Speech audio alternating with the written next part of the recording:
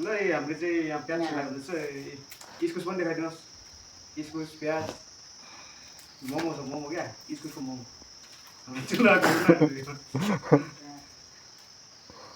हाम्रो क्यामेरामा चाहिँ हुनुहुन्छ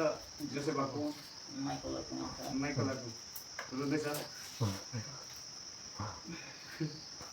त्यो मोमो चाहिँ खानु मात्रै मिठो है बनाइसकेर टक्क खानु मात्रै हुन्छ नि खानु चाहिँ मजा हुन्छ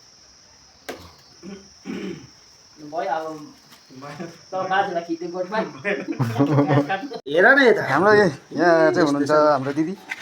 दिदी हेरिदिनुहोस् न नि त दिदी प्याज काट्नु हुँदैछ उहाँले चाहिँ यहाँ मामाले चाहिँ हेर्नु चाहिँ ऊ छिल्नु हुँदैछ इस्कुस इस्कुस छिल्नु हुँदैछ यहाँ हाम्रो म्युकले चाहिँ हेर्नुहोस् प्याज सबै आफ्नो आफ्नो काममा बिजी छ है मेरो चाहिँ यो सक्नु आँटेको छ अदुवा